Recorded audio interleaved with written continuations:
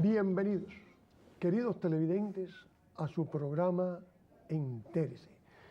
Nuestro programa hoy se viste de gala con el invitado que le traemos. Traemos nada más y nada menos que al profesor Jorge Salazar Carrillo, profesor titular de Economía de FIU, la Universidad Internacional de la Florida. Y el tema, quizás el más importante, el desarrollo económico de Cuba desde el siglo XVI al siglo XIX. Eso es lo que pensamos realizar hoy. Como no nos va a dar el tiempo para el siglo XX, volveremos con el siglo XX en una posterior entrevista. Bienvenido a nuestro programa, profesor. Gracias por invitarme, Jesús. Yo creo que este tema va a ser fascinante. Y para lo que es el aporte suyo a la historia de Cuba, más fascinante aún. Vamos a empezar con esto. ¿Cómo fue el desarrollo de Cuba en los años 1500, en el siglo XVI? Bueno, voy a comenzar con una anécdota. Cuando yo estaba en Washington, llegué a ser Senior Fellow de Brookings Institution y era profesor de Georgetown University de Economía. Brookings es la institución de política económica y política exterior y todo más antigua, de 1916 y la más reconocida. Y yo llegué a ser Senior Fellow ahí. Y había muchos cubanos en el área de Washington. Entonces, ahí estaba Felipe Paso, que fue el presidente fundador del Banco Nacional de Cuba, el Banco Central de Cuba. Y tenía un amigo que era en inglés, y Felipe Paso siempre hablaba de que Cuba era una maravilla, Cuba era una maravilla. Este inglés ya le molestaba la cosa. Y era un inglés pues, muy, con mucho orgullo de ser inglés. Y entonces, pero un día le dijo, le espetó así, le dijo, pero Felipe, ¿por qué Cuba es tan importante? Dice, es una cosa difícil de saber, una cosa histórica, un proceso social, es algo, pero tiene mucho que ver con la importancia que tienen las islas cerca de los grandes continentes. El inglés no le quedó más remedio que decir que es verdad, porque se recordó que era lo mismo que de la Gran Bretaña, una isla cerca a un gran continente. Y a Cuba es lo mismo, una isla, porque son islas grandes cerca a un gran continente. Y Cuba ha sido especial desde el comienzo. Empecemos por la fundación de la Villa de La Habana en 1510. Y de ahí salen toda una serie de expediciones fundamentales en crear lo que después fue la Florida. Salen muchas de La Habana, otras también porque todavía La Habana era en un segundo plano, primero Baracoa y después Santiago de Cuba, fueron las primeras capitales. Ya después La Habana se convierte en la capital de Cuba y en realidad comienza entonces lo que es el milagro de una isla que llega a tener una importancia en el mundo que es sensacional. Comienza con el establecimiento de las corrientes marítimas, la corriente del Golfo. Los españoles se dan cuenta que hay una corriente que pasa por el norte de La Habana y que hace que el costo de la travesía, si uno sigue esa corriente del Golfo y después cruza más o menos a nivel de San Agustín hacia Europa, es todo mucho más fácil y mucho más barato y más rápido. Y con eso se establece desde La Habana. Entonces comienza el desarrollo de La Habana como el centro de la gran flota española. Recogía en Cartagena, recogía en Panamá, recogía por la parte sur de México, el sureste de México, y entonces se concentraba en La Habana y allí estaba la gran flota, partía después de La Habana con todos los barcos que habían ido recogiendo bienes y trayendo a su vez porque estaba la casa de contratación de Sevilla, todo era un monopolio del comercio, todo era con España, supuestamente no había otro. Entonces La Habana se convierte en el centro de todo el trasiego comercial. Estamos hablando del siglo XVI. Y ya La Habana, por supuesto eso se expandió al resto de Cuba, La Habana se convierte en una ciudad y Cuba en un país de primera línea dentro de todas las colonias. Viene después el siglo XVII y comienza a establecerse La Habana como un centro en el cual toda la flota española se reparaba. Era prácticamente, construían buques, todo lo que era el comercio marítimo de Cuba, todos esos barcos se construían en La Habana. Qué maravilla. Se construían en La Habana. En la llave del Golfo.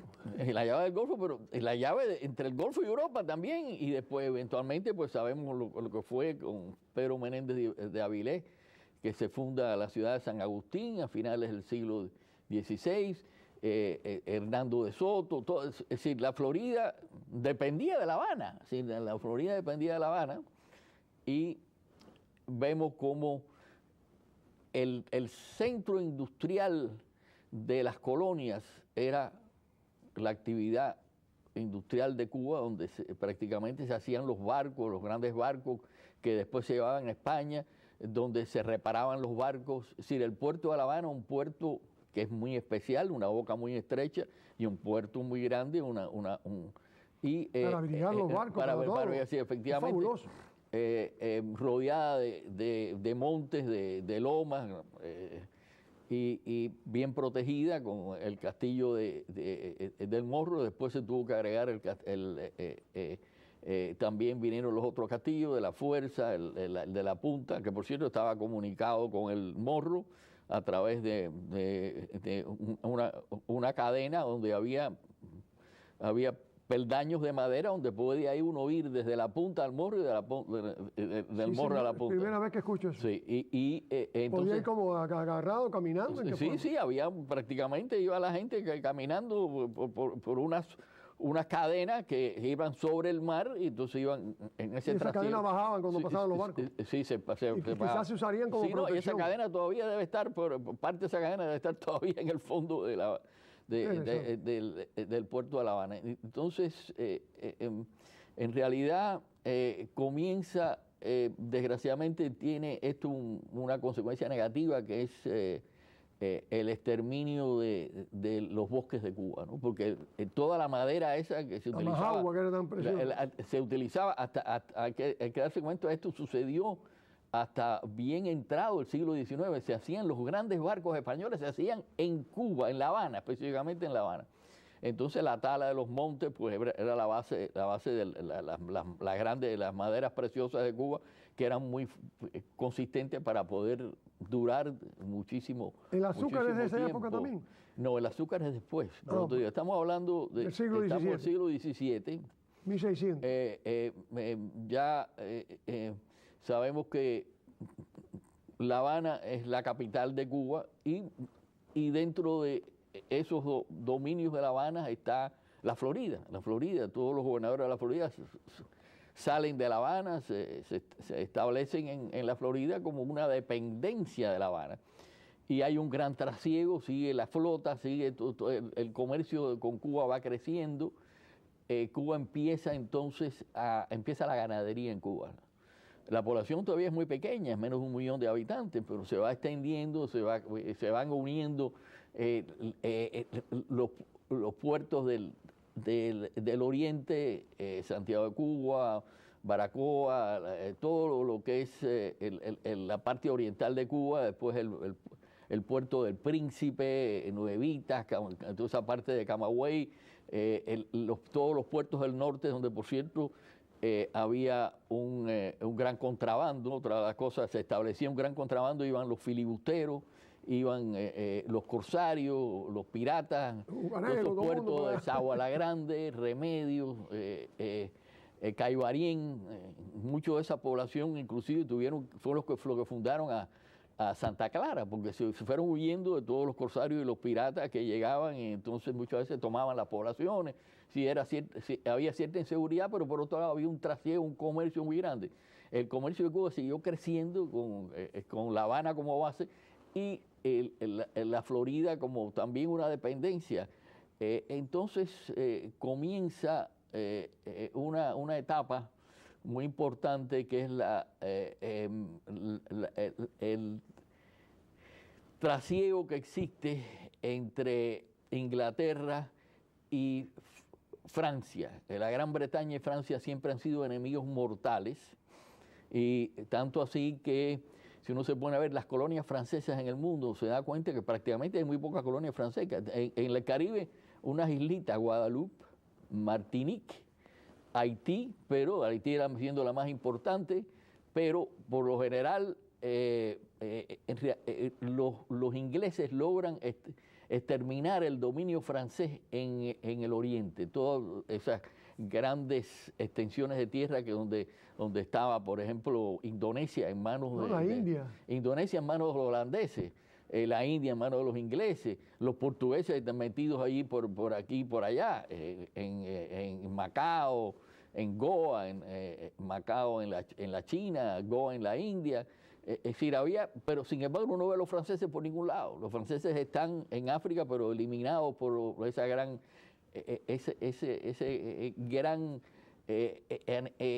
digamos, odio que hubo tradicionalmente entre los franceses y los ingleses desde la guerra de los 100 años, cuando los ingleses invaden a Francia, viene Juana de Arco que tiene que rescatar. Es una cosa histórica que no vamos a entrar en eso ahora, pero ahí viene en el siglo XVIII el gran cambio que sucede en Cuba y específicamente en La Habana. Y es en 1762 la toma de La Habana por los ingleses. Así mismo. Por los Coppel, los Pollock, Lord Albemarle, que era uno de los Coppel, en realidad toman La Habana y se quedan ahí un año. Ahí vienen cosas muy interesantes que son del folclore cubano, que mucha gente no se recuerda. Por ejemplo, te dicen la hora de los mameyes. ¿De dónde viene eso de la hora de los mameyes?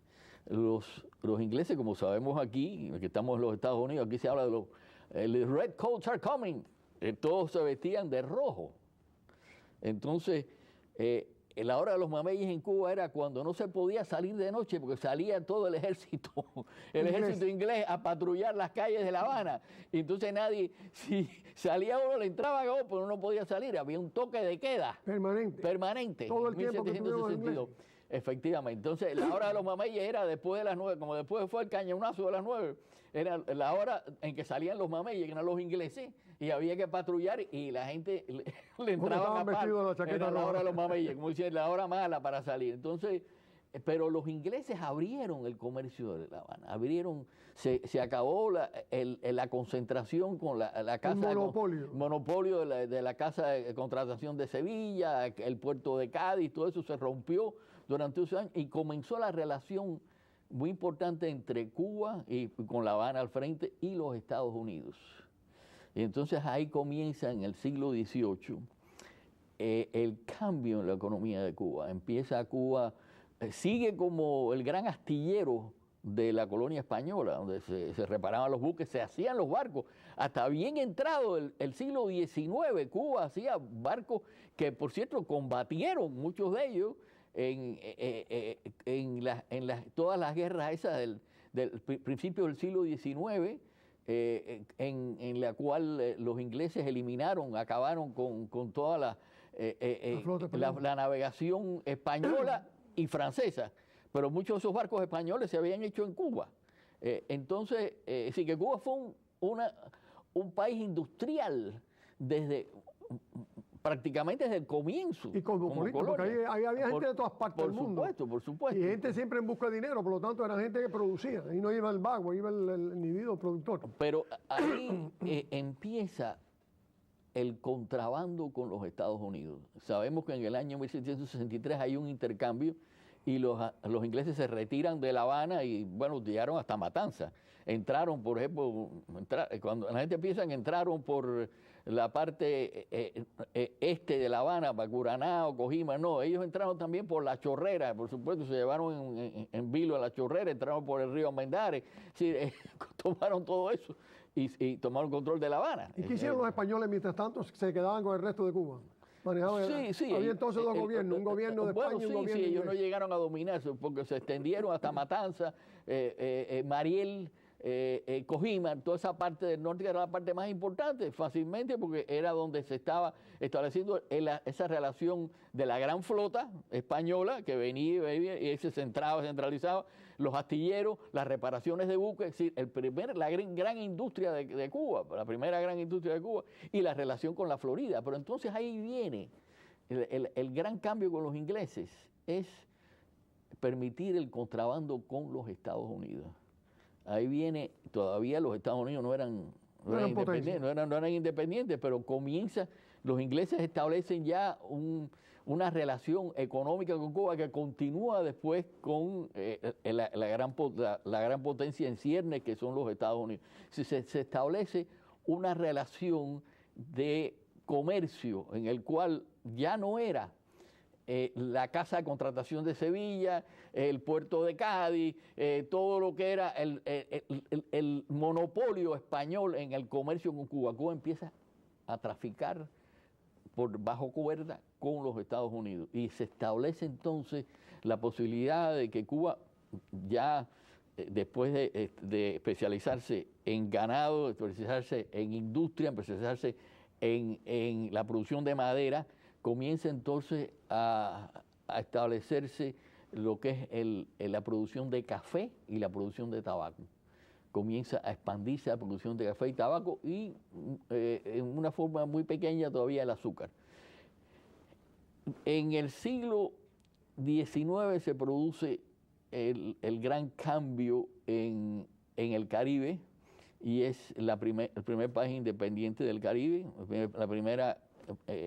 la primera guerra contra las fuerzas imperiales de Napoleón, en que Haití se libera, se hace el primer país en 1803. Entonces, muchos de los franceses que estaban en Haití se van hacia Cuba y establecen toda una serie de familias francesas que traen el café a las lomas de Oriente. Traen el café y entonces Cuba se comienza a producir grandes cantidades de café. El tabaco sigue en expansión, el ganado continúa, la madera continúa, sigue la producción industrial de Cuba basada en todo lo que es el puerto de La Habana y poco a poco el país va creciendo en población, comienza a aproximarse al 1.000.000 de habitantes se suplanta, por ejemplo, a Haití en cuanto a la exportación y la producción de café. Cuba sobrepasa a Haití en los primeros años del siglo XIX y comienza esa expansión, el café, el tabaco. Y en el año 1820, Cuba ya era conocida por todos los que escribieron sobre historia económica como la colonia más rica del mundo. ¿En qué año fue eso? Eso, 1820, es el año, me voy a referir a un gran estudioso de la economía cubana y de la historia de Cuba y de la política cubana, que es Hugh Thomas, que escribió un libro de más de 1000 páginas sobre la historia de Cuba. Y entonces Hugh Thomas dice, en el año 1820, Cuba era la colonia más rica del mundo. La colonia más rica del mundo. Incluyendo todos los países de América Latina, y el Asia, Europa, todo. Sí, toda Asia, África, América Latina. La colonia más rica del mundo, por habitante. No te digo, no era más grande. No, proporcional al millón de habitantes. Para habitantes, es decir, en términos de riqueza, Cuba era la colonia más rica del mundo. Estaba ya, entonces en el siglo XIX comienza, Cuba tiene que confrontar a España. Sabemos ya todos los distintos problemas que hubo con el tabaco, todo en que se suprime. España quería controlar la producción de tabaco en Cuba y entonces hubo una revuelta de los vegueros. Sabemos todo eso que sucede. Sigue la expansión del café, pero comienza en grande la producción azucarera. Comienza en Timbiriche. Hasta ese momento era una guadapera. Sí, efectivamente. Pero había, en esa época, estamos hablando que había 400 o 500 centrales que producían en Cuba. No eran los ingenios que vinieron después, no eran los ingenios totalmente modernizados. Pequeñas, eran supongo. Todavía, sí, eran poquitas de trapiches, etcétera, etcétera. Pero, por ejemplo, uno ve en la provincia de La Habana había 100 trapiches se producían, solamente en la provincia de La Habana. Por todas partes había se producía. Y Cuba se convierte en la azucarera del mundo.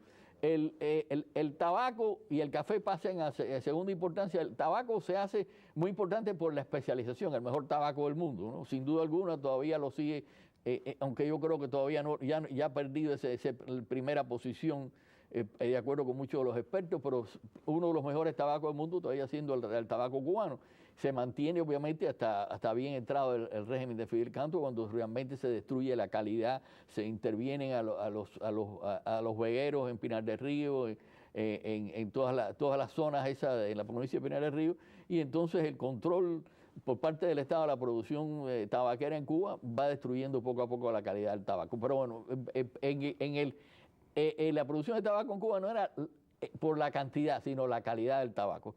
Y uno ve la forma en que las vitualas cubanas eran inclusive obras de arte que se reconocía, ganándose premios por todo el mundo, cada vez que había alguna exposición de marcas, de vituolas.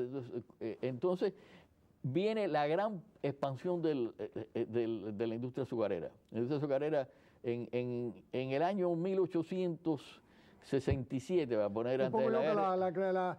La aparición de la máquina de vapor es la que ayuda mucho todo eso. Sí, bueno, todo eso viene en Cuba ya en los años 1860, hasta que comienza la guerra a los 10 años.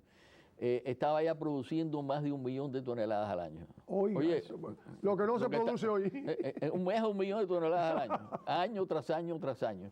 Y en el año 1860 hay una serie de especialistas que escriben sobre las colonias en el mundo y nuevamente establecen lo que nos decía Hugh Thomas en su libro en 1820. En 1860 hasta 1867 Cuba era la colonia más rica del mundo, todavía bajo la dependencia española, pero comerciando abiertamente con los Estados Unidos. Ya no había nadie que parara. Tenía una relación íntima con los Estados Unidos. Es decir, había la producción industrial de los Estados Unidos venía a Cuba, Cuba producía todo el café, el tabaco, el azúcar, había grandes inversiones americanas en Cuba, la producción de madera, el ganado, por supuesto todos los otros productos agrícolas, todos los otros cultivos, las cosechas, se seguía expandiendo y todavía se producían, había una industria. Se producían barcos enormes, hasta mediados del siglo XIX todavía Cuba producía esos grandes barcos que todo el mundo los consideraba los mejores del mundo, con la madera cubana. ¿Y cuándo Cuba deja ese primer lugar, específicamente en el problema de los barcos?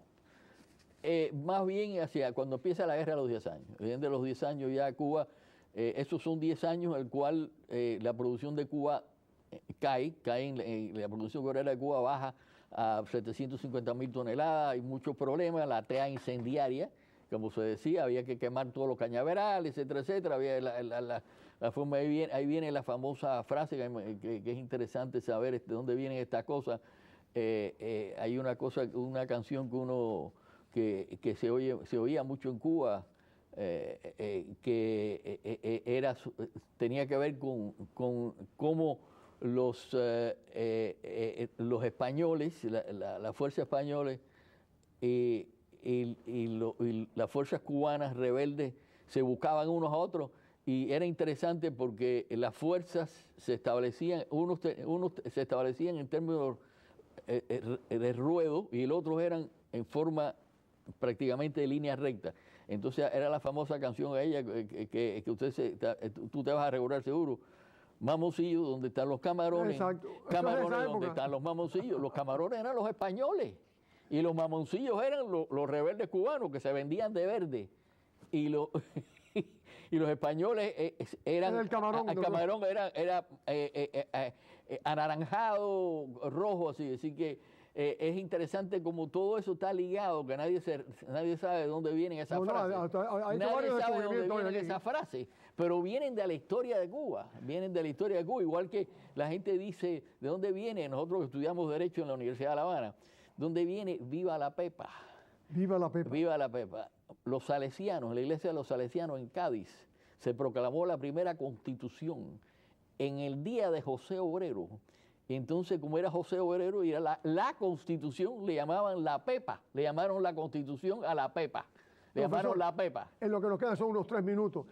¿Cómo afecta la concentración de Weyler toda esta economía de Cuba? Bueno, después viene la guerra chiquita, y después la guerra grande. Es interesante saber que en el año 1894, antes de la guerra de independencia, Cuba estaba produciendo ya cerca de 1.300.000 toneladas de azúcar con los nuevos ingenios.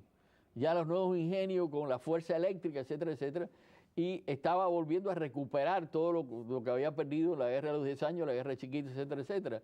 Entonces, en realidad, viene la reconcentración de Weyler, y donde realmente se decima la población cubana, tanto así que en términos porcentuales, el exterminio de población que logran establecer Weyler y los españoles en Cuba, proporcionalmente es el segundo peor exterminio de la historia. El primero es el de Camboya con Pol Pot. En Cuba se extermina prácticamente en más del 10% de la población por la reconcentración de Weyler. Entonces ya había un holocausto. ¿Cómo se produce el holocausto? No vino después, en ese momento vino el primer holocausto. El primer holocausto. Que viene grande en la humanidad. Entonces, por supuesto, la economía de Cuba se destruye. Terminamos el siglo XIX con una destrucción de la economía cubana. La producción de azúcar cae de 1.300.000 y poco por ahí, cae prácticamente a 200.000, 300.000 toneladas al año, y toda la economía se destruye porque era la tea incendiaria de los mambises. Y entonces ahí termina ese periodo en el cual Cuba ha mostrado varias veces que era la colonia más rica del mundo, y si hubiera sido independiente, uno de los países por habitante, riqueza, producción, ingreso por habitante más ricos del mundo. Siglo XIX, finalizando. Pues sí, señores, aquí hemos tenido hoy la maravilla, como lo dije, esto es algo fabuloso de haber tenido aquí al doctor Jorge Salazar Carrillo, profesor titular de Economía de FIU. Para la próxima invitación que le vamos a hacer muy pronto, que la van a tener ustedes, ya vamos a entrar en el siglo XX. Pero con esto que hemos aprendido hoy, señores, es suficiente como para seguir demostrando la importancia del cubano ahora, ayer y mañana. ¿Puedo decir una cosa final? Esto va a ser un libro que está ya aceptado para ser publicado en inglés por Transaction Press, que es una de la Universidad de Rutgers en New Jersey, que es una de las más importantes del mundo. Bueno, nos han cortado. Sin más, nuevamente dando las gracias, profesor. Se despide de ustedes. Hasta el próximo domingo. Jesús Angulo.